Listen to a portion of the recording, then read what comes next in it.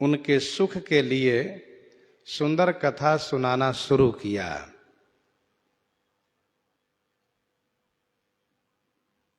भक्तमाल जी में वर्णन है, कवित संख्या 22 में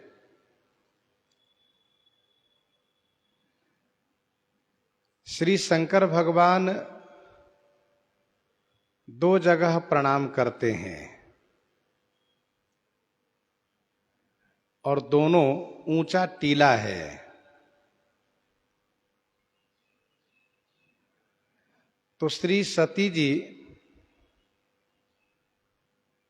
संकुचित होकर के पूछती हैं, स्वामी यहां तो कोई दिखाई नहीं दे रहा है, किसको प्रणाम किए आप? तो भगवान शिव को यही मौका मिल गया कथा सुनाने का। फिर उन्होंने यह कहना शुरू किया कि देवी सती, एक टीला वह है जिस टीला पर हजारों वर्ष पहले एक महात्मा तपस्या कर चुके हैं। उनकी तपस्या का यह प्रभाव दिख रहा है, इसलिए मैंने प्रणाम किया। और दूसरा टीला वह है जहां की 1000 वर्षों के बाद महात्मा आकर के यहां पर तपस्या करेंगे। ऐसा कहा। अब यहां पर तपस्या, भजन, भक्ति की महिमा भगवान शिव शुरू कर दिए। मानो भगवान शिव ने यह कहा कि देवी, वह जगह पहले से ही तेज पुंज दिखती है जहां की कोई तपस्वी तपस्या करने वाले होते हैं, अथवा जहां तपस्या कर चुके होते हैं, वहां का तेज आलोकित होता है। इस बात को कोई भी समझ सकता है। कुछ जगह ऐसी होती है कि जहां पर बैठने से मन को बड़ा सुकून महसूस होता है, आनंद प्राप्त होता है और लगता है बैठे रहो। भले ही वह जगह बहुत सुंदर साज श्रृंगार से युक्त न हो, और कुछ जगह ऐसी होती है जो साज श्रृंगार से युक्त होते हुए भी वहां पर बैठने के बाद मन में बार बार ऐसा होता है, चलो तुरंत चलो। तो यह है जगह के पुण्य और पाप का प्रभाव। तो भगवान शिव श्री सती जी को सुख के वास्ते सुंदर सुंदर कथा सुनाना शुरू किए। उसी कथा के क्रम में अनेक धर्मात्माओं का इतिहास सुनाए। बरनत पंथ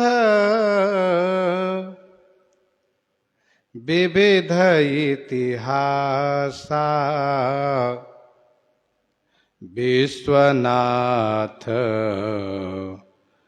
पहुँचे कैलासा। बरनत पंथ विविध इतिहासा। पंथ विविध इतिहासा वर्णत, विश्वनाथ कैलासा पहुंचे। पंथ रास्ते में विविध माने अनेक इतिहास वर्णन करते हुए कैलाशपति कैलाश पर्वत पर पहुंच गए।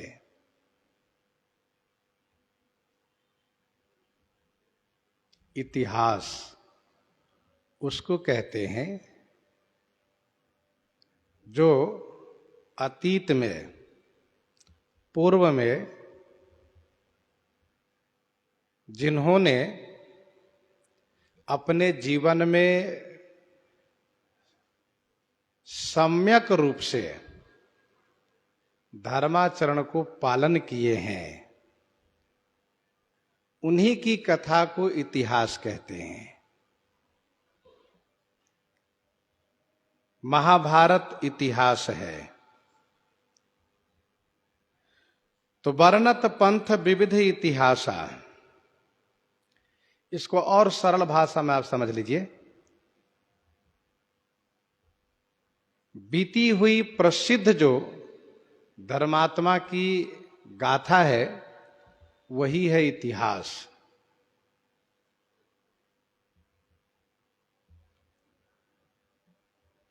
श्री सती जी पतिव्रता हैं, इसलिए भगवान शिव पतिव्रता की कथा भी सुनाए हैं।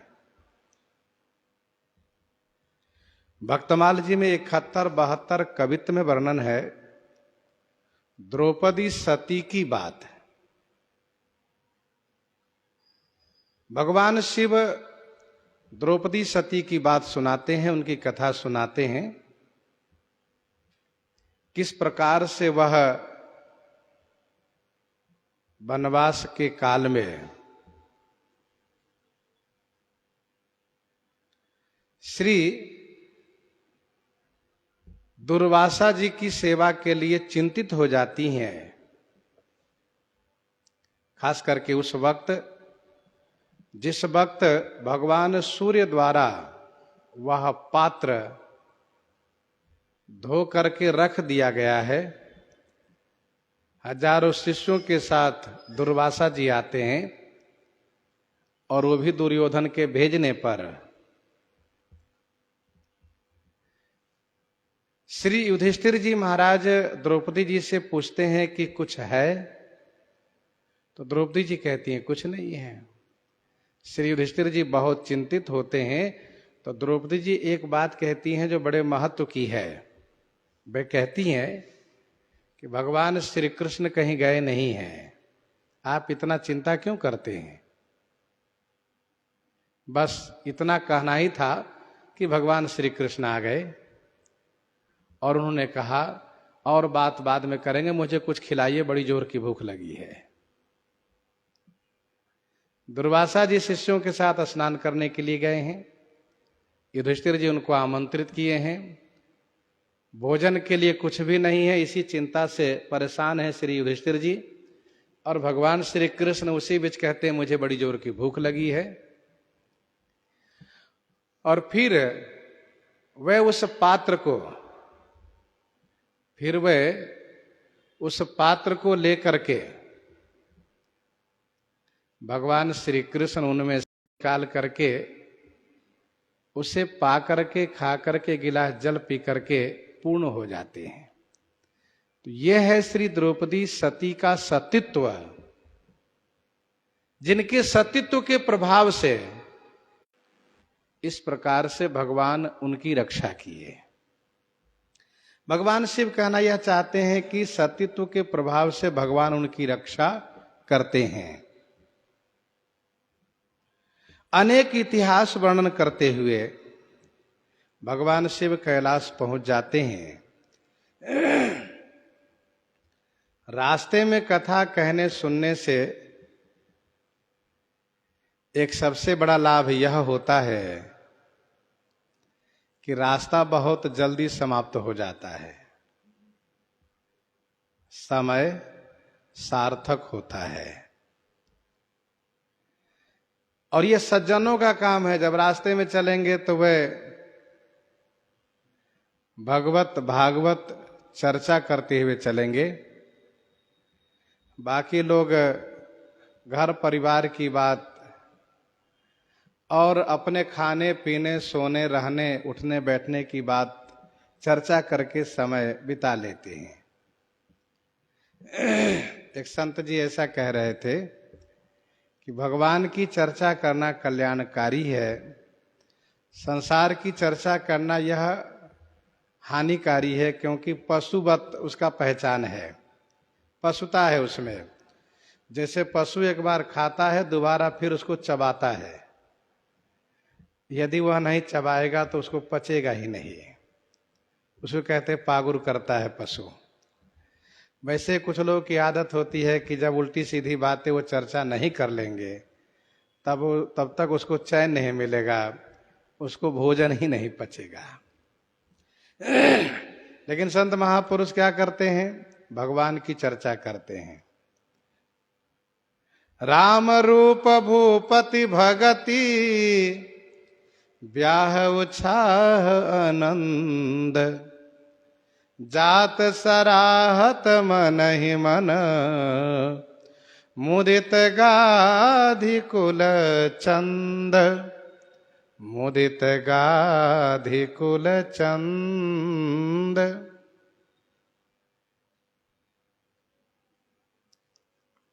हम अकेले हैं तो क्या करें? चिंतन करें, और साथ में कोई है तो उनको हम कथा सुनावें अथवा उनसे कथा सुने। यही शास्त्रीय विधि है। कहत राम जस विशद विशाला, निज निज भवन गए महिपाला। कवितावली सुंदरकांड 31 पद में गोस्वामी जी ने लिखा, जिन बंदरों को समुद्र तट पर जाने में काफी समय लगा था, उन्हीं बंदरों को समुद्र तट से किष्किंधा आने में कोई समय नहीं लगा। ऐसा क्या हुआ?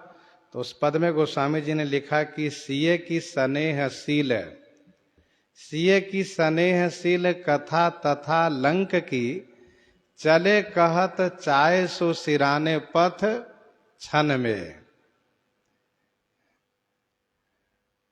सिए की स्नेहशील कथा तथा लंक की, चले कहत चाय सो सिराने पथ क्षण में। एक क्षण में मार्ग समाप्त हो गया। तो वर्णत पंथ विविध इतिहासा, विश्वनाथ पहुंचे कैलासा। विश्वनाथ जी कैलाश पहुंच गए। अब तो गोस्वामी जी श्री शंकर जी को ही चलना कहते हैं, श्री शंकर जी को ही पहुंचना कहते हैं। मानो गोस्वामी जी अपनी लेखनी में भी इस बात को संकेत कर रहे हैं कि भगवान शिव सती जी को त्याग कर चुके हैं। तह पुनि शंभु समुझी पन आपन, बैठे बट तर करी कमलासन। तह पुनि शंभु समुझि पन आपन, बैठे बट तर करी कमलासन।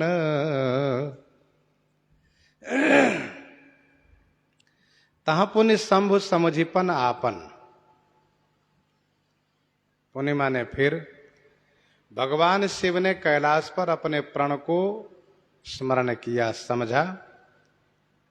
बैठे बटतर करी कमलासन, कमलासन करी बटतर बैठे।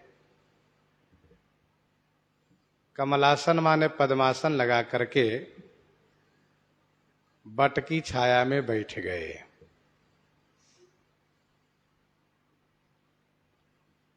तह पुनि शंभु समुझिपन आपन, बैठे बट तरी करी कमलासन।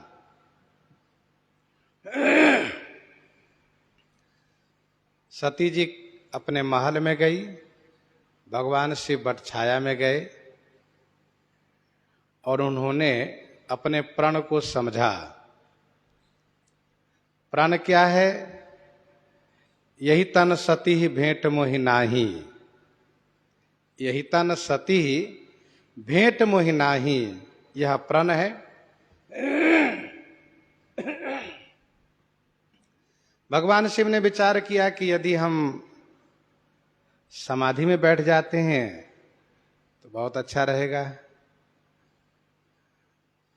कोई बातचीत ही नहीं होगी और यदि समाधि में नहीं बैठेंगे तो स्वाभाविक है बातचीत होगी और चर्चाएं होगी। सती जी भी सोचेंगे आज न कल मान ही जाएंगे भोलेनाथ। तो स्वाभाविक है कि चर्चा होगी और फिर दुख प्रकट करेंगी, रोएंगी। तो स्वाभाविक है कि जो मेरा प्रण है वह कमजोर पड़ने लगेगा। इसलिए अच्छा ये होगा कि हम समाधिस्थ हो जाते हैं। भगवान शिव बट की छाया में गए। तेहि गिरि पर बट बिटप विशाला, नित नूतन सुंदर सब काला।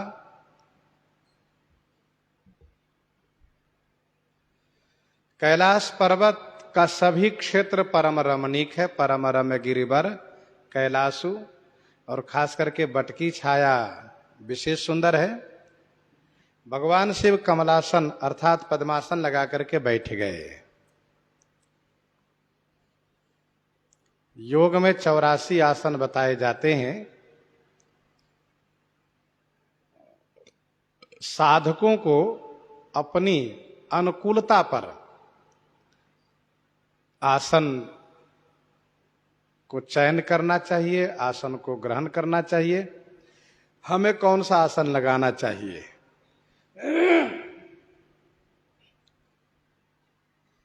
एक पद्मासन है, एक सुखासन है, वज्रासन है। तो अलग अलग आसन है। और साधु महात्माओं में तो यह बात प्रसिद्ध रही है कहां पर कौन आसन में बैठना चाहिए। खास करके ये जो पद्मासन है, सुखासन है, ये सब नियम भजन के लिए विशेष प्रसिद्ध है। पद्मासन में दोनों एड़ी एक जगह हो जाती है। अब आप समझ सकते हैं, दोनों एड़ी एक जगह हो जाती है और मेरुदंड सीधा होता है। मेरुदंड सीधा होता है। मेरुदंड अर्थात जो पीठ की रीढ़ है वह सीधा हो। दोनों भुजदंड जो है दोनों घुटनों पर हो, इसको कहते हैं पद्मासन। और कुछ लोग बद्ध पद्मासन लगाते हैं, वो थोड़ा क्लिष्ट है। बद्ध पद्मासन का मतलब ये होता है, बद्ध पद्मासन का मतलब ये हुआ कि पीछे तरफ हाथ ले जा करके, पीछे से हाथ घुमा करके दाहिने हाथ से दाहिने अंगूठे को, बाएं हाथ से बाएं अंगूठे को, पैर के दाहिने अंगूठे और बाएं अंगूठे को पकड़ लेना, ये हो जाता है बद्ध पद्मासन। जिनको बैठने की आदत नहीं है उनको बड़ी परेशानी होगी। और जिनको बैठने का अभ्यास है उनको कोई परेशानी नहीं, उनको अच्छा लगता है। सुखासन यह है कि बड़े आराम से एक पैर पर दूसरे पैर को चढ़ा करके आराम से बैठ जाना, ये सुखासन है। वज्रासन की प्रसिद्धि है। वज्रासन बैठने की भी आदत होनी चाहिए। तो भगवान शिव कमलासन अर्थात पद्मासन लगा करके बैठे हैं।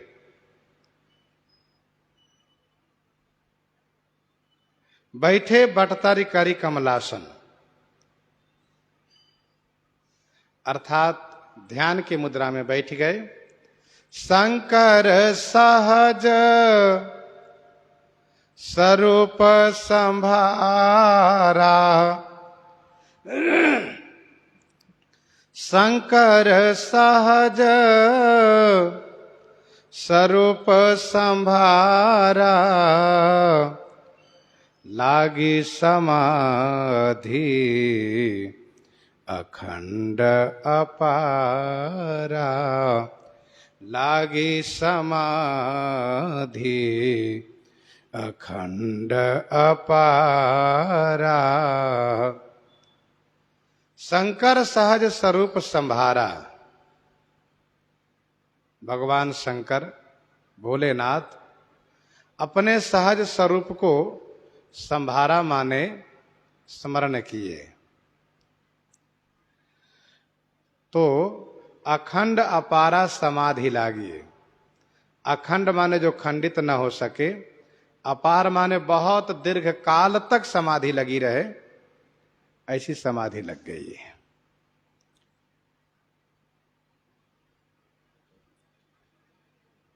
योगी को समाधि लगाने के लिए पहले सावधानी बरतनी पड़ती है। उसकी विधि है जम, नियम, आसन, प्राणायाम, प्रत्याहार, धारणा, ध्यान, तब समाधि लगावे। भगवान शिव योगी हैं, योगेश्वर हैं। भगवान शिव योगेश्वर हैं, योगी श्रेष्ठ हैं। उन्होंने तुरंत समाधि लगा लिया। तुरंत समाधि उन्हीं की लग सकती है जिनका मन अपने अधीन में हो, मन पर जिनका नियंत्रण हो। नहीं तो समाधि लगाना इतना आसान नहीं है।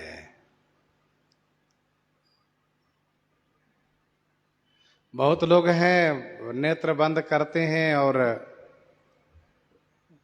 नींद में चले जाते हैं, तो उसको समाधि नहीं कह सकते, लेकिन अब वो ऐसा ही मानते कि हमारी समाधि है। हाथ में माला लिए बैठे, जैसे बैठे वैसे तुरंत उनको नींद आ गई। और फिर यदि कहीं पीठ में टेक लगाए हैं तो बढ़िया आराम से सो लेते हैं।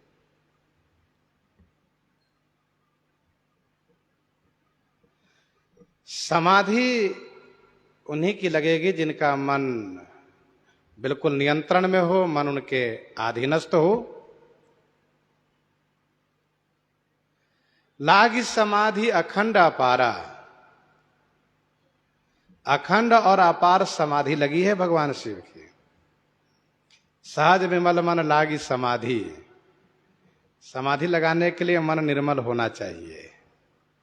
निर्मल का मतलब निर्मल मन अहिर निज दासा। हम लोग का मन है यहां लगाते भाग जाते वहां,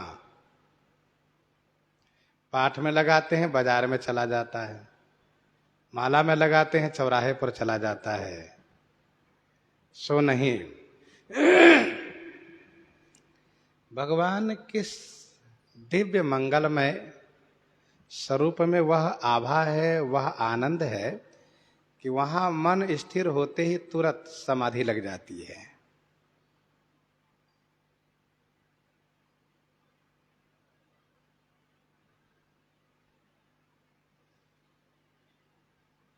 सुमिरत हरि श्राप गति बाधी, सहज विमल मन लागी समाधि।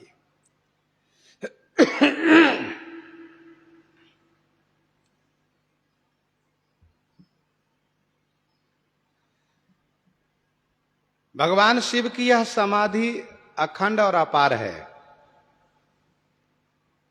87,000 वर्ष की यह समाधि होगी। यह समाधि निर्बाध रूप से पूरी हो जाएगी। दूसरी समाधि पर कामदेव हमला किया है और वह समाधि उनकी भंग हुई है, और समाधि भंग करने वाले का संहार हुआ है।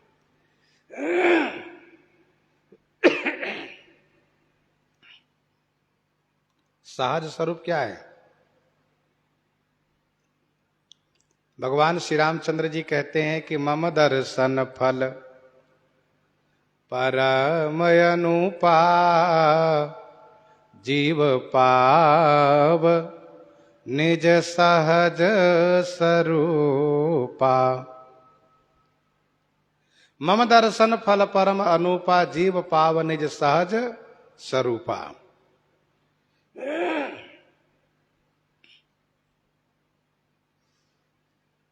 और इसका स्पष्टीकरण मानस जी में आप समझिए। ईश्वर अंश जीवय विनाशी, चेतन अमल सहज सुख राशि। ये सहज स्वरूप है। ईश्वर अंश जीवय विनाशी, चेतन अमल सहज सुख राशि। विनय पत्रिका 136 में पढ़िए। जीव जब ते हरि ते बिले गान्यो, जीव जब ते हरि ते बिले गान्यो, तब ते देह गेह निज जान्यो। माया बस स्वरूप बिसरायो, तेहि भ्रम ते दारुण दुख पायो। माया बस स्वरूप बिसरायो। ध्यान दीजिएगा, हमारा ये जो शरीर है ना, काला गोरा, ये स्वरूप नहीं है। स्वरूप है ईश्वर अंश जीव अविनाशी, चेतन अमल सहज सुख राशि। हमारे यहाँ संत महापुरुष कहते हैं कि अपने उस स्वरूप को स्मरण करना चाहिए जो शाश्वत सनातन भगवान के धाम में प्राप्त होता है। और वो स्वरूप भगवान के जैसा ही है। गिद्ध देह तज धरि हरि रूपा। कोई अलग नहीं है, वैसा ही है।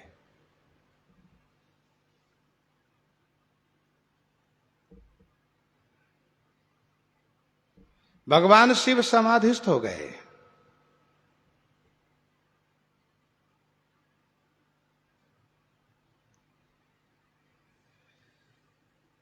और यह समाधि निर्बाध रूप से पूरी हुई है। दूसरी समाधि जो लगी है, मन थिर करि तब शंभु सुजाना, लगे करण रघुनायक ध्याना, वह समाधि जो लगी है, उस समाधि के बारे में ब्रह्मा जी ने यह कहा कि शिव समाधि बैठे सब त्यागी। और उसी समाधि को भंग करने के लिए चली न चल समाधि सेवा को पे हृदय निकेत। और जब समाधि नहीं टूटी तो बाण का प्रयोग किया कामदेव। और जब बाण चलाया है तो छूटी समाधि शंभु तब जागे, तब जगे हैं। और जैसे जगे हैं वैसे उनको गुस्सा आई है। नेत्र खोल करके सब तरफ देखा। और जब वे कुपित हुए तो गोस्वामी जी ने कहा, त्रैलोक कांप उठा, बाप रे ये क्या होगा। त्रिलोचन कुपित हो गए हैं। और जो व्यक्ति कुपित होता है उनका कोप पहले आंखों में दिखता है, आंख लाल हो जाता है, नयन ऋषव है, नेत्र लाल हो जाता है, अरुण नयन। तो भयो को, अच्छा 3 नेत्र ही नहीं है, 15 नेत्र है। तो परिणाम क्या हुआ वो सब हम लोग आगे श्रवण करेंगे। यहां पर समझना यह है कि शंकर सहज स्वरूप संभारा का मतलब यह है कि भगवान श्री रामचंद्र जी के रूप में स्थिर होते ही भगवान शिव समाधिस्थ हो गए। भगवान श्री राम जी के रूप और नाम में स्थिर हो गए। रूप का ध्यान है, नाम का स्मरण है, समाधि इनकी लग गई है। मनुष्य जिस बात को सोचते हुए सोता है, जगने पर उसी बात को पहले स्मरण करता है। इसीलिए साधु महात्मा सोने के पहले भगवान के नाम स्मरण करते हुए सोते हैं। जिसे जगने पर नाम उच्चारण हो। अब जिसका जहां मन लगा रहता है, जहां जिसकी रुचि होती है, उसी को स्मरण करते देखते हुए लोग सोते हैं। कम से कम शयन संभालना चाहिए, सोने और जगने को संभालना चाहिए, ऐसा संत महात्मा कहते हैं। आजकल शयन भी बिगड़ जाता है, जगना भी बिगड़ता है, क्योंकि सबके पास होती है मोबाइल, उसी से शयन बिगड़ जाता है। शयन संभालने के लिए भगवान को स्मरण करते हुए, भगवान को ध्यान करते हुए सोना चाहिए। हो सकता है कभी ऐसा भी हो कि वही शयन वो सार्थक हो जाए और वो शयन ही बना रह जाए, तो उसके लिए शयन बना होगा, जिसका सोना बना हुआ होगा, तो उसका वह सोना शयन करते रह जाना सार्थक होगा। और जिसका सोना शयन करना नहीं बना होगा, तो उसका शयन करते रह जाना नहीं बनेगा, बिगड़ जाएगा।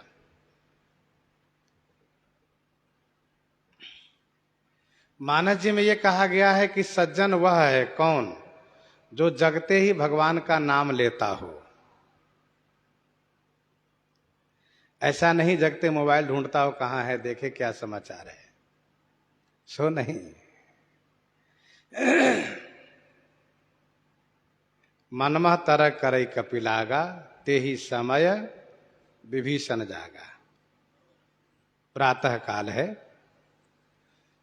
हनुमान जी सोच रहे हैं कि लंका में सज्जन कहां से आया और इस प्रकार से वैष्णव कैसे यहां रह सकता है, यहां तो राक्षसों की नगरी है। इसी बीच विभीषण जी की नींद खुलती है तो बड़े प्रेम से राम राम सीताराम, राम राम जय सीताराम, सीताराम सीताराम करते हैं तो हनुमान जी खुश हो जाते हैं।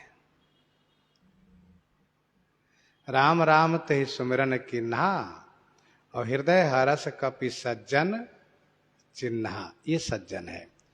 मानो इस चौपाई से बड़ा सुंदर संकेत मिला है कि इस घोर कलयुग में भी सज्जन वही रहेगा जो राम राम करते हुए सोएगा, राम राम कहते हुए जागेगा। अब सज्जन कौन है पहचानना तो बड़ा मुश्किल है। हम सज्जन हैं, आप सज्जन हैं, आप सज्जन हैं कहने के लिए सब सज्जन हैं, लेकिन सज्जन है कि नहीं ये तो वही समझे। हम अपने जाने, आप अपने जानिए। लेकिन स्वाभाविक है कि ब्रह्म मुहूर्त में सिद्ध कोटि के जीव महापुरुष लोग विचरण करते हैं, तो वे प्रमाणित कर सकते हैं कि सज्जन आप हो कि नहीं। इसीलिए सनातन धर्म में यह मर्यादा बनाई गई है कि ब्रह्म मुहूर्त में जगिए, ब्रह्म मुहूर्त में जगिए और भगवान का भजन कीजिए, स्मरण कीजिए। जितने महापुरुष का इतिहास है वह सब 2 से 3 के बीच जग जाया करते थे। जितने बड़े बड़े महापुरुषों का इतिहास है 2 से 3 बजे के बीच जग जाना। दास ने जिनसे रामायण पढ़ा, इससे हमारे पूज्य गुरुदेव भगवान 2:30 बजे जगते थे नित्य। हाँ, इतना जरूर था कि 8:30 बजे सो भी जाते थे, ये सत्य था। 8:30 से 9 के बीच सो जाना। अब कुछ लोग कहते हैं हमको नींदें नहीं आती है। अरे भाई, जब आप शयन को संभालिएगा तो नींद आएगी। तो उनका नियम था जग जाना। देखो, भजन साधना की बात इसलिए थोड़ी चर्चा में कर रहा हूं। 2:30 बजे जग जाते थे और श्री सरजू नहा करके 4 बजे वापस आ जाते थे। फिर इस दास को जगाते थे, बच्चा उठो। नहीं उठे, एक बार दोबारा आवाज लगाने पर थोड़ा पानी छीट देना। अच्छा, बोलते नहीं थे, मौन रहा करते थे 6-7 बजे तक, इसलिए पानी छीट देना। और फिर बाद में जब बोलते तब डांटते कि बताओ तुम उठते नहीं हो, बहुत आलस करते हो। अच्छा, कल से जग जाएंगे। तो फिर प्रयास रहता था कि 4-4:30 के बीच जग जाना। और सत्य तो यह है कि ये गुरु जी कृपा है कि 4 साढ़े 4 के बीच जो नींद खुलती है उन्हीं की कृपा है, उनका देन है। नहीं तो बच्चे से जिसकी जो आदत होती है वही आदत आगे भी बनी रहती है। जिनका एक नियम होता, भले विलंब से सोएगा लेकिन समय पर नींद उसको खुलेगी जरूर। लेकिन यहां शयन जगने की बात नहीं, बात महत्वपूर्ण यह है कि भजन, भगवान का स्मरण कर रहे हैं कि नहीं। जगते हुए आप क्या कर रहे हैं, भगवान का नाम ले रहे हैं कि नहीं, थोड़ा जोर से लीजिए। हो सकता है कि अगल बगल में सिद्ध कोटि के महापुरुष घूम रहे हो, उनको भी तो पता चले कि आप नाम ले रहे हो। भगवान शिव नाम को स्मरण करते हुए समाधि लगाए हैं। इसका क्या प्रमाण है? इसका प्रमाण यह है कि राम नाम शिव सुमिरन लागे, जानेऊ सती जगत पते जागे। राम नाम शिव सुमिरन लागे, जानेऊ सती जगत पति जागे। ये प्रमाण है। समाधि दो तरह की होती है, एक समाधि जड़ होती, दूसरी चेतन होती है। असंप्रज्ञात समाधि जड़ है, असंप्रज्ञात समाधि जड़ है और संप्रज्ञात समाधि चेतन है। भगवान शिव की समाधि मानस जी में जो वर्णित है वह असंप्रज्ञात समाधि है, जड़ समाधि। और देवर्षि नारद जी की समाधि जो वर्णित है वह संप्रज्ञात समाधि है, चेतन समाधि है।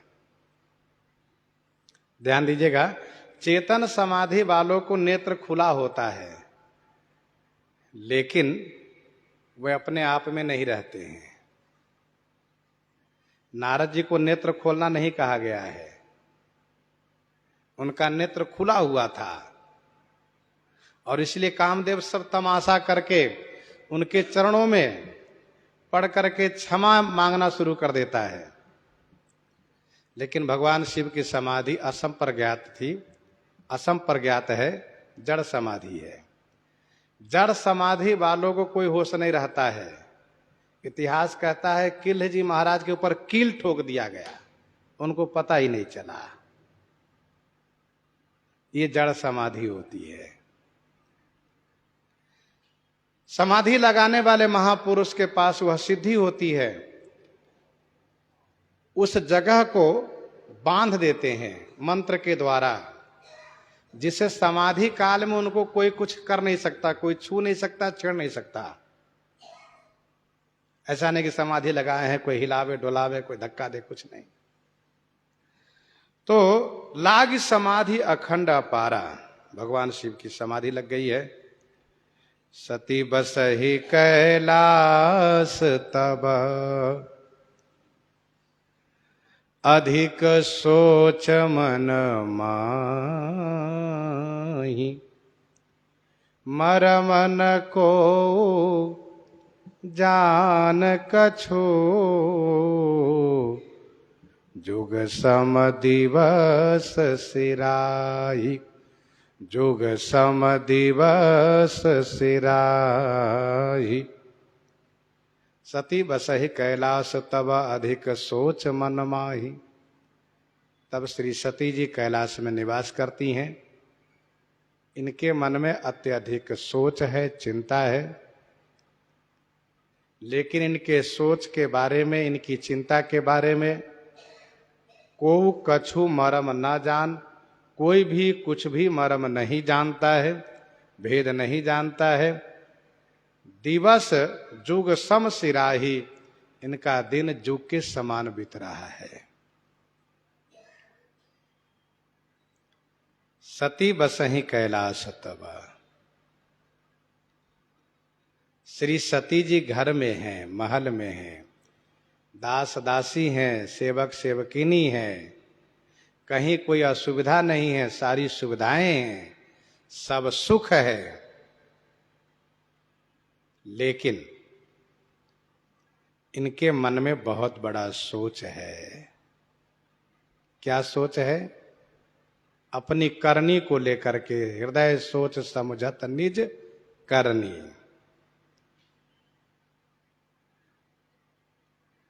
नारी के जीवन में भौतिकता की दृष्टि से सब सुख प्राप्त हो,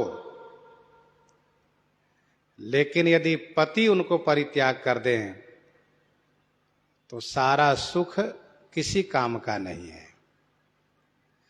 तन धन धाम धरनी पुर राजू, तन धन धाम धरनी पुर राजू, पति विहीन सब शोक समाजो।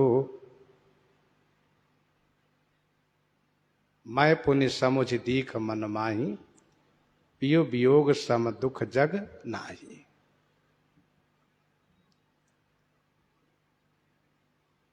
पति से वियोग जैसा दुख और कोई हो ही नहीं सकता है। भोग रोग संभूषण भारू, जम जातना सरि संसारू। श्री सती जी को बहुत सोच है, बड़ी चिंता है। इस चिंता को कोई जानता नहीं, कुछ भी नहीं जानता है।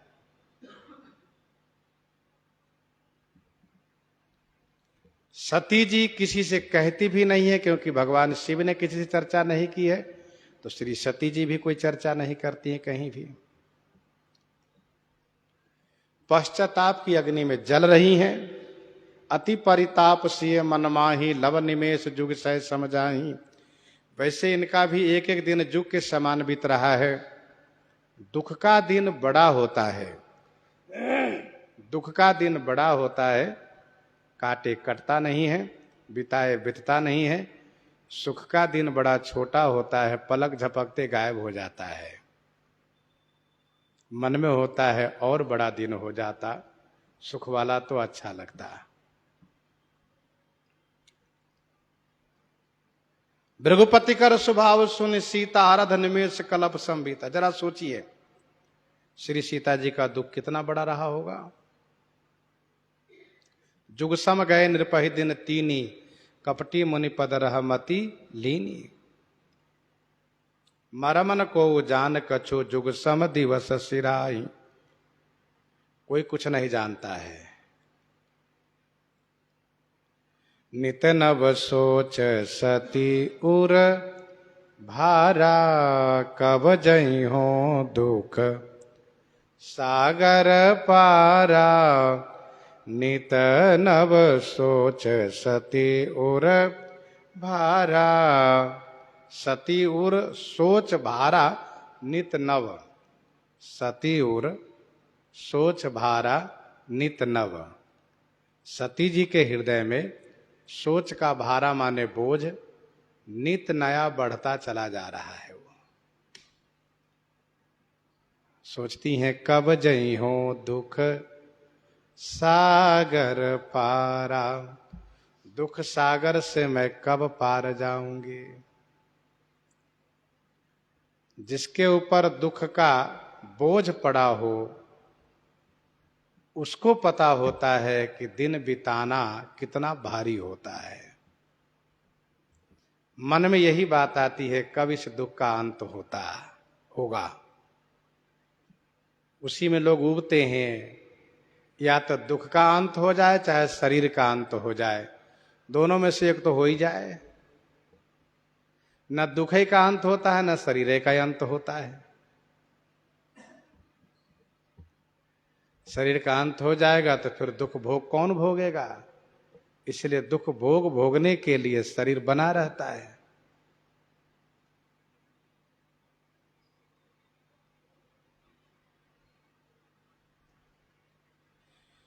नित नव सोच सती उर भारा। भारा माने बोझ। सती सभीत महेश पही, चली हृदय बर सोच। पहला। दूसरा, सुननभ गिरा सती उर सोचा। तीसरा, हृदय सोच समझत निज करनी। अब तो ये सोच बढ़ता ही चला जा रहा है, बढ़ता ही चला जा रहा है। मेरे स्वामी मान लो समाधि से जगेंगे, तो मेरे स्वामी दृढ़ संकल्प हैं, फिर तो मेरे साथ वही व्यवहार करेंगे, परित्याग वाला। और धीरे धीरे यहां सब लोग जान जाएंगे कि भगवान शिव और सती में कुछ अनबन चल रहा है, खटपट चल रहा है। तो लोग सोचेंगे कहीं न कहीं गलती श्री सती की ही होगी। सत्य बात यही है। फिर जीवन यापन होगा कैसे, कैसे रहोगे? अच्छा, ऐसा भी नहीं है कि चलो थोड़ा समय बीत जाए तो भगवान शिव प्रसन्न हो जाए। मुझे नहीं लगता है कि प्रसन्न हो जाएंगे। तो नितनव सोच सती और भारा, कब जई हो दुख सागर पारा। दुख रूपी सागर से पार में कैसे और कब जाऊंगी? मैं जो किन्ह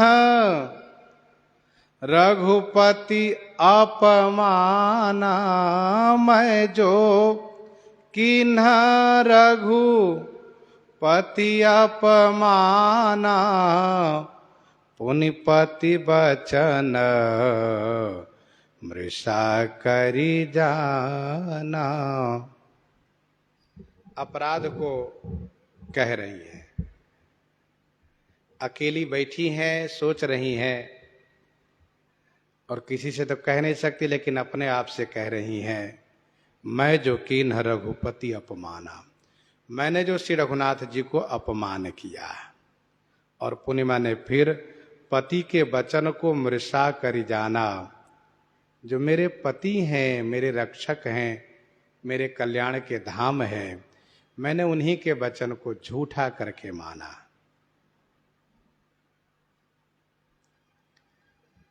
श्री राम जी को अपमान क्या किया? कहा अपमान ये किया कि मेरे स्वामी सच्चिदानंद परधाम कह करके प्रणाम किए और मैंने उनको प्रणाम नहीं किया। ये अपमान करना हुआ।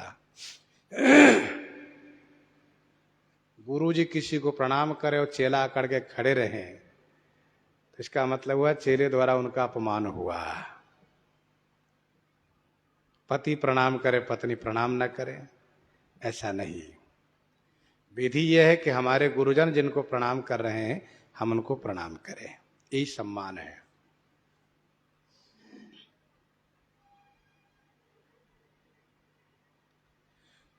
पुनिपति वचन मृषा करी जाना, पति के वचन को मैंने झूठा करके माना। उन्होंने मुझे समझाते हुए कहा, सोई राम व्यापक ब्रह्म भुवन, निकाय पति माया धनी, अवतरऊ अपने भगत हित निज, तंत्र नित रघुकुल मणि, निज तंत्र नित रघुकुल मणि।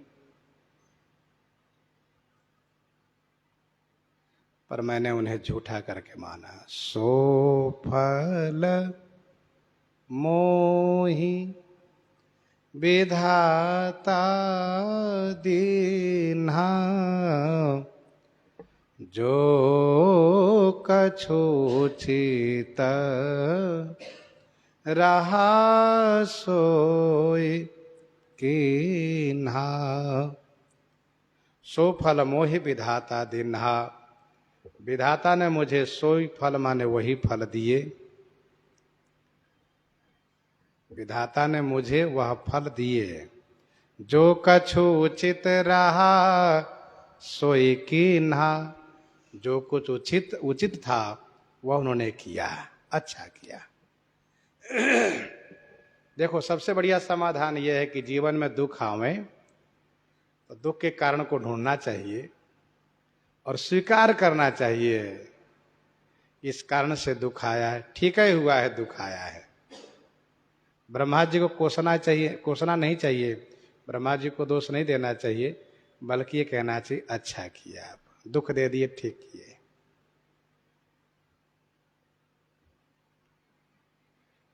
सो फल मोहि विधाता दीन्हा, विधाता सभी के कर्मों के फल को देने वाले हैं।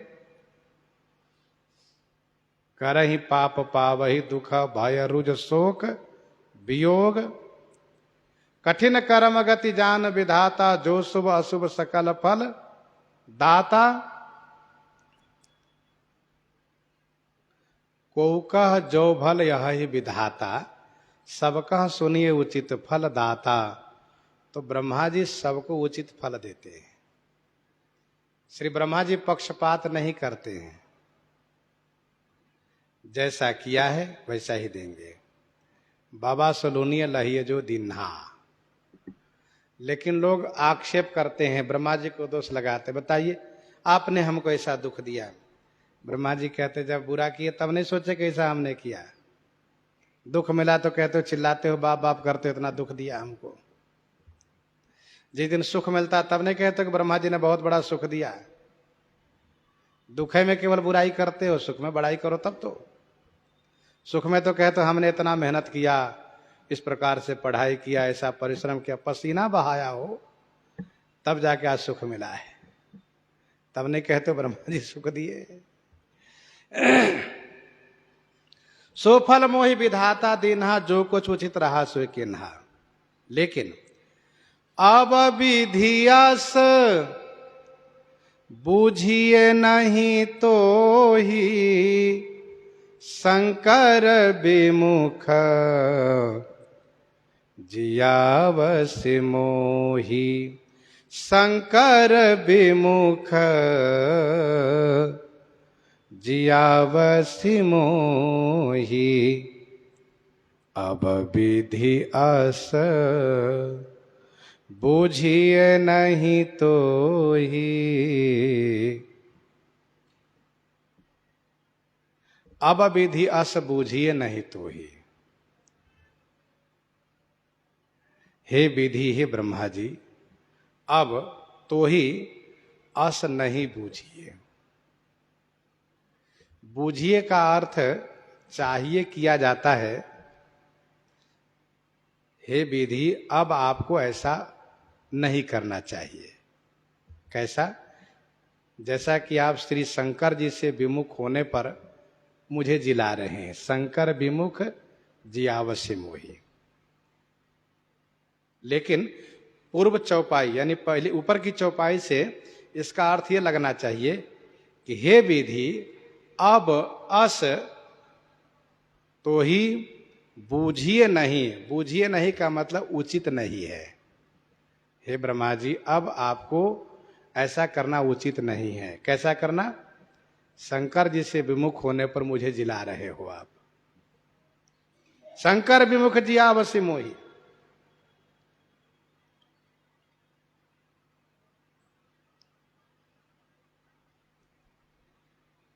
हे विधाता, हे विधना,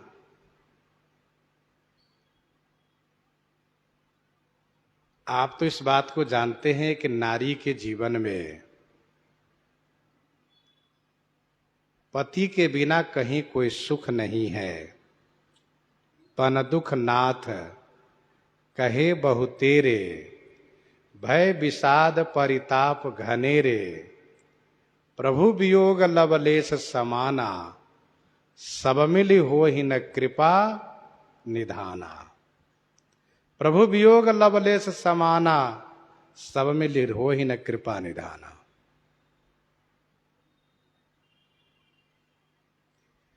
यह जो मुझे आप जीवित रख रहे हैं, भगवान शिव से विमुख होने पर, वियोग होने पर, यह काम आपका उचित नहीं है। दुखी व्यक्ति ब्रह्मा जी के लिए ऐसा कहता है कि आप उचित नहीं कर रहे हैं, पर ब्रह्मा जी से पूछो तो ब्रह्मा जी कहते हैं हम तो सब उचित ही करते हैं। अब आपको अच्छा लगे या ना लगे, हम तो उचित ही करते हैं। समय की प्रतीक्षा कीजिए, समय पर आपको उसका परिणाम आ जाएगा। धीरज रखिए, घबराइए नहीं।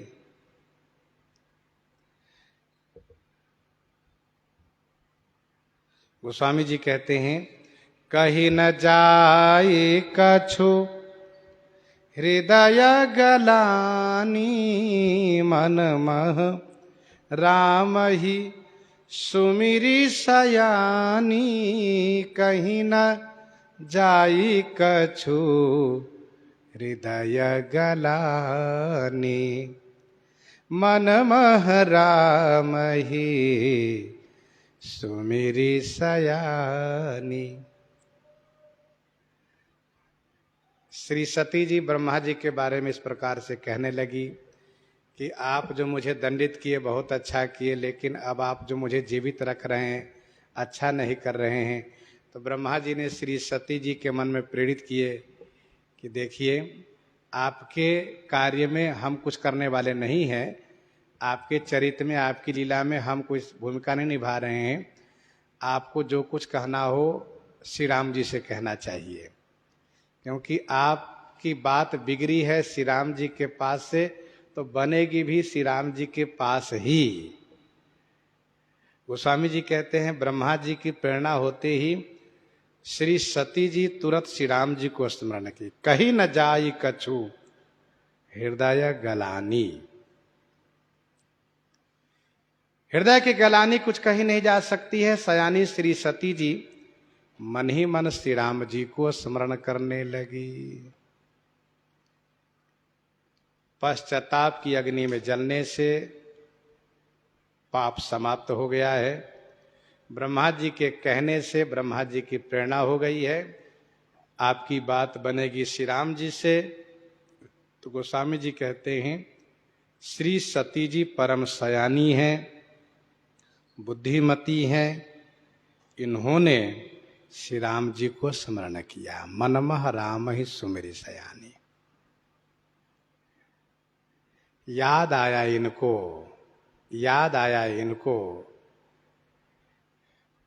श्री राम जी देखे शिव विधि विष्णु अनेका अमित प्रभाव, एक ते एका बंदत चरण करत प्रभु सेवा, विविध वेश देखे सब देवा। सब तो वहीं पर हाजिरी लगाते हैं, सब उनके अंश से उत्पन्न होते हैं, उनसे शक्ति पाते हैं, उनकी कृपा से कार्य करते हैं, उन्हीं के पास सब उपस्थित रहते हैं। और हमारी बात वहीं से बिगड़ी है। मैं जो किन रघुपति अपमाना। अच्छा, हैं वे परम दयालु, मैं उन्हीं से कहूं तो मनमहु राम ही सुमिरि सयानी। श्री राम जी को स्मरण करते हुए ही, श्री राम जी को स्मरण करते ही मानसकार ने कहा श्री सती सयानी है। ध्यान दीजिएगा, जो श्री राम जी को स्मरण करे वही है सयाना। भगवान को जो याद करे वही है चतुर। परिहरि सकल भरोस, कठिन काल मल कोस, धर्मन ज्ञान न जोग जप, परिहरि सकल भरोस, राम ही भजहि ते चतुर नर, ते चतुर नर। तो वह सयाना है, चतुर है। देखो, चतुर बनना है कि नहीं बनना है स्वयं निर्णय करो। सज्जन बनना है कि नहीं बनना है हम खुद स्वयं निर्णय करें। हम सज्जन बने, हम चतुर बने, उसके लिए क्या करना होगा? भगवान राम जी का स्मरण। नीति निपुण सोई परम सयाना, श्रुति सिद्धांत नीकते ही जाना, सोई कवि को विद सोई रन धीरा, जो छल छाड़ी भजहि रघुबीरा। हम लोगों का बहुत बड़ा सौभाग्य है कि हम राम जी के भक्त बने हैं। ये बहुत बड़ा सौभाग्य है, भगवान की अतिशय कृपा है। उन सभी देवी देवता गुरुजन सज्जन सबकी कृपा है कि हम राम जी के भक्त बने हैं। हमारे श्री राम जी, श्री राम जी की महिमा तो स्मरण करो।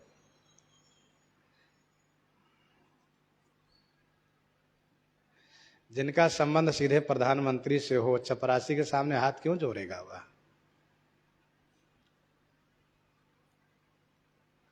तो मनमहु राम है सुमिरि सयानी। क्या कहा? जो प्रभु दीन दयाल कहावा, आरती हरन वेद जस गावा, जो प्रभु दीन दयाल कहावा, आरती हरन वेद जस गावा। जो प्रभु दीन दयाल कहावा, आरत हरन वेद जस गावा।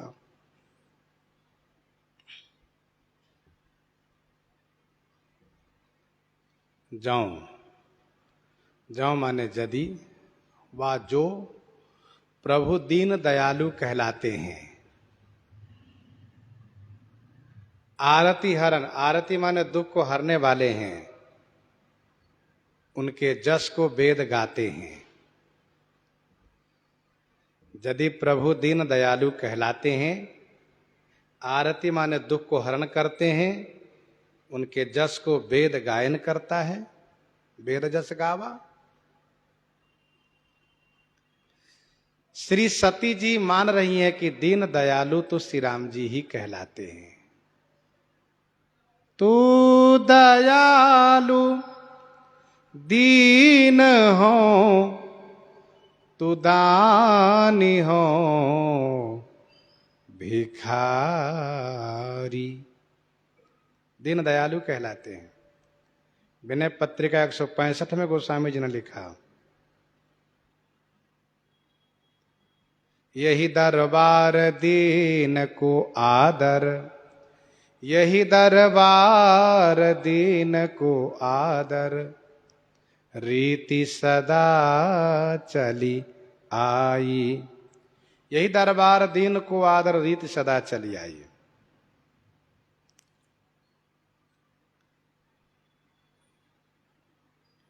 आरती हरण वेद जस गावा, आरती माने दुख को हरने वाले हैं, उनके इस जस को वेद गायन करते हैं। जही दीन प्यारे वेद पुकारे, द्रवौ सो श्री भगवाना। जही दीन प्यारे वेद पुकारे, वेद इस बात को पुकार पुकार कर कहते हैं, भैया श्री राम जी ही दीन दयालु हैं। दीन दयाल बिरद संभारी, हरहु नाथ मम संकट भारी। दीन दयाल बिरद संभारी, हरहु नाथ मम संकट भारी। गीतावली सुंदरकांड 45 पद में श्री राम जी स्वयं कहते हैं, सत्य कहो मेरो सहज स्वभाव, सुनऊ सखा कपिपति लंकापति, तुम सन कवन दुराऊ। जिनके हों हित सब प्रकार चित, नाहिन और उपाऊ। तिन्हि लागी धरी देह करऊं सब, डरऊं न सुजस नसाऊं। तिन्हि लागी धरी देह करो सब, डरऊं न सुजस नसाऊं।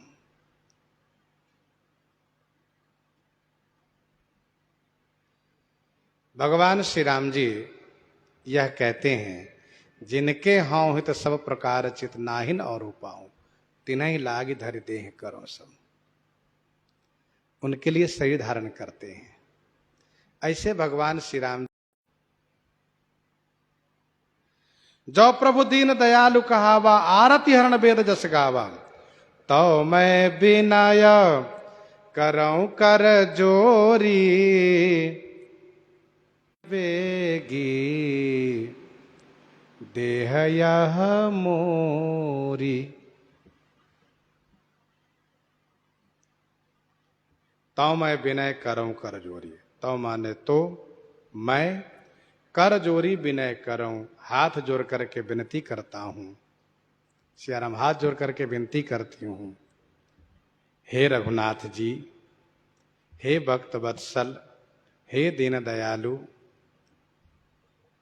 आप ऐसी कृपा कीजिए कि मेरी देह शीघ्र छूट जाए। छूटई बेगी देह यह मोरी। तो मैं विनय करऊं कर जोरी, मैं हाथ जोड़ करके विनती करती हूं।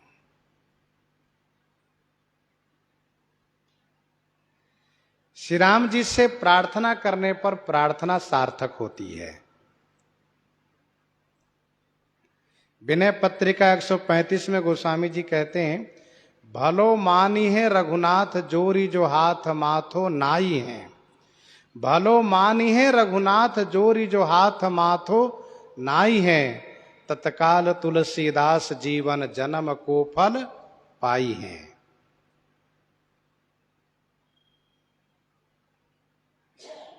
अंजलि परमाम मुद्रा क्षिप्रम देव प्रसादिनी। जब हाथ जोड़ करके भगवान के सामने अपनी दीनता निवेदित करते हैं हम आप, तो ठाकुर जी तुरंत द्रवित हो जाते हैं। तो मैं विनय करऊं कर जोरी।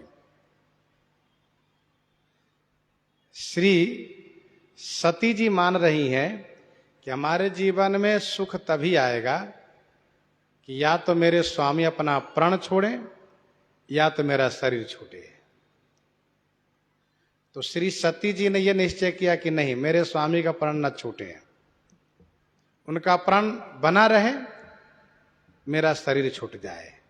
छूटो बेगी देह यह मोरी। हे रघुनंदन, मैं चाहती हूं शीघ्र मेरा शरीर छूट जाए। तजौ देह कर बेग उपाई, दुसह विरह अब नहीं सह जाए।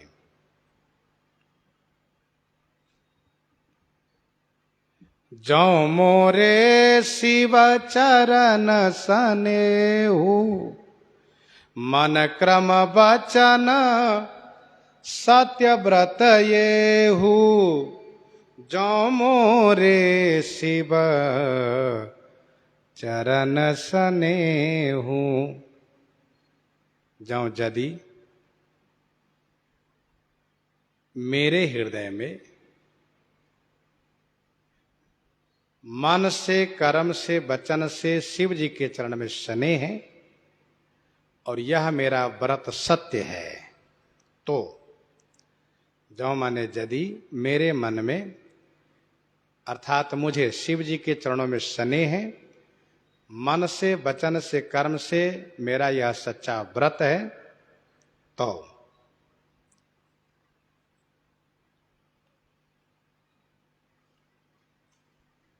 दो बातें श्री सती जी कह रही हैं। प्रथम तो ये कि जौ प्रभु दीन दयाल कहावा।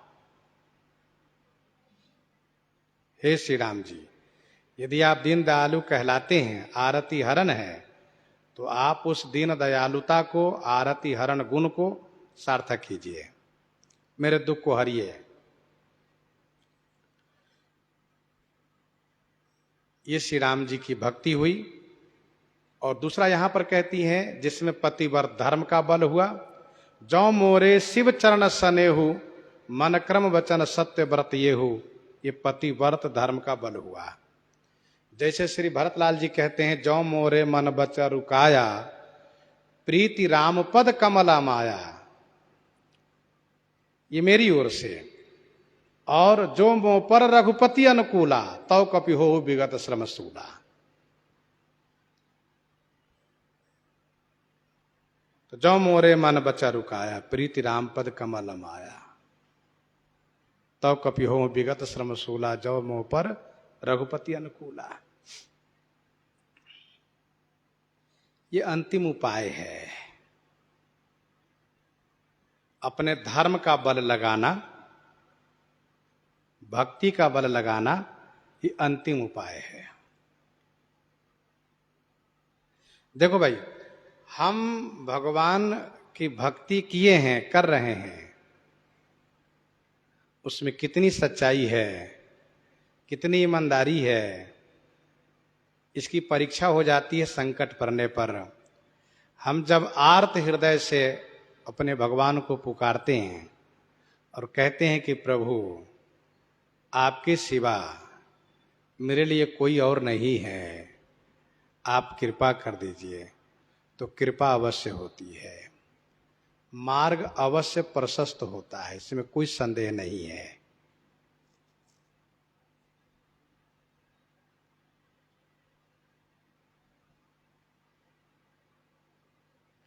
पतिव्रता स्त्री भगवान श्री राम जी को प्रिय है, यह सत्य है। जस गावत सुरति चारी, अजहु तुलसी का हरि ही प्रिय। पतिव्रता का इतिहास है। इसलिए पतिव्रत धर्म को लगाया इन्होंने। मन कर्म वचन सत्य व्रत ये हूँ, मन से कर्म से वचन से मेरा यही सच्चा व्रत है। एक ही धर्म एक व्रत नेमा, काय वचन मन पति पद प्रेमा। तो सब दर्शी सुनिए प्रभु, करहु सुबेगी उपाय।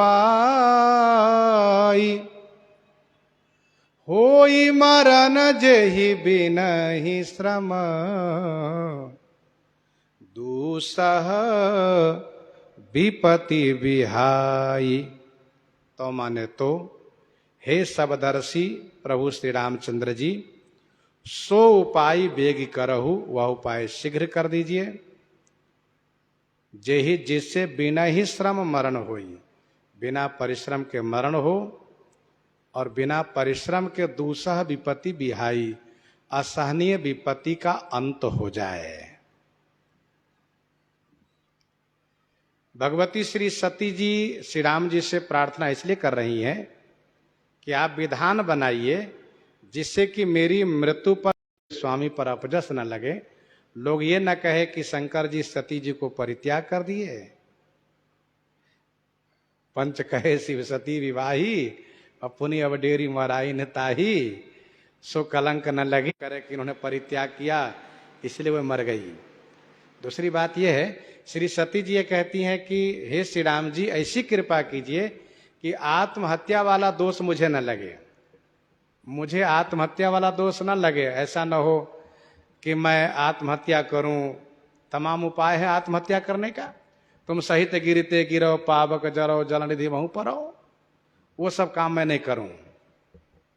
आत्महत्या न करूं, मेरी मृत्यु पर मेरे स्वामी को अपजस न हो, मृत्यु भी हो लेकिन कलंकित मृत्यु न हो, जिससे बाद में लोग आक्षेप करे सती जी धीरज न देखी मर गई,